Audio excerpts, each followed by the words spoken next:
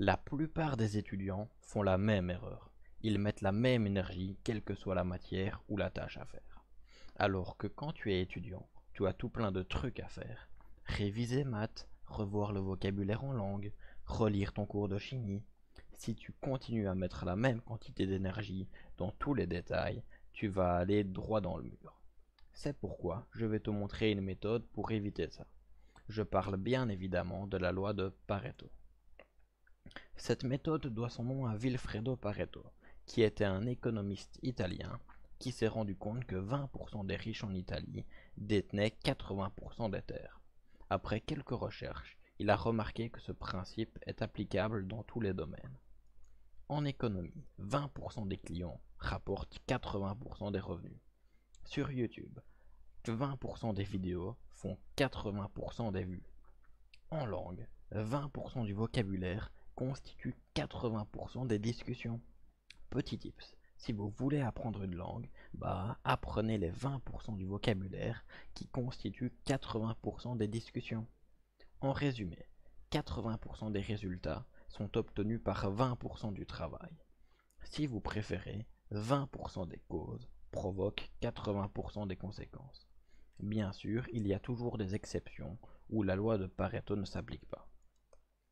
Depuis que j'applique la loi de Pareto, mes résultats ne cessent d'augmenter.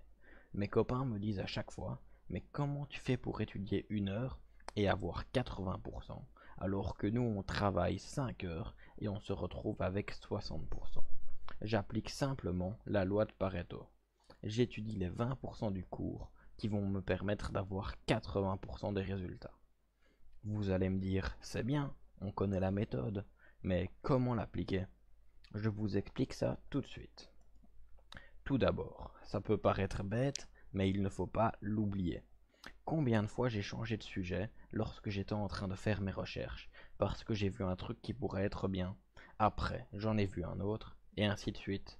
Alors qu'au final, c'était des petits détails qui ne servaient à rien et qui m'ont fait dévier de mon sujet principal. Tout ça parce que j'avais oublié la règle des 80-20. Ensuite, délimitez votre temps de travail.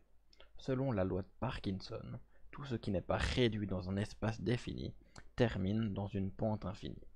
Ce qui veut dire que si vous ne délimitez pas votre temps, vous allez prendre 4 heures pour faire un travail, alors que vous auriez pu le terminer en 1 heure seulement. Pour finir, appliquez le principe de la méthode Pomodoro. C'est-à-dire qu'il faut faire une session de travail de 25 minutes, suivie d'une pause de 5 minutes, et ainsi de suite. Pour chaque session, vous devez vous fixer un seul et unique objectif. Si vous voulez en apprendre davantage sur la méthode Pomodoro, je vous ai mis une vidéo dans la description. Même si vous appliquez la loi de Pareto pour travailler plus efficacement, vous pouvez toujours faire l'entièreté de la tâche si ça vous fait plaisir. Par exemple, si vous aimez faire des belles synthèses avec tout plein de couleurs et de dessins, ou si vous aimez prendre 30 minutes pour répondre à un mail, continuez, faites-vous plaisir. Je vous explique la loi de Pareto, mais vous n'êtes pas obligé de tout le temps l'utiliser. Si vous n'aimez pas le français, mais que vous voulez quand même avoir des bons points, appliquez la loi de Pareto. La loi de Pareto, c'est un outil en plus dans votre boîte à outils. Un tout grand merci aux personnes qui ont suivi ma vidéo jusqu'à la fin. N'hésitez pas à écrire un commentaire sur ce qui a bien été et sur ce que je pourrais améliorer pour la prochaine fois. Si vous voulez apprendre à gagner du temps dans un domaine spécifique, n'hésitez pas à écrire un commentaire. Je me ferai un plaisir d'en faire une vidéo.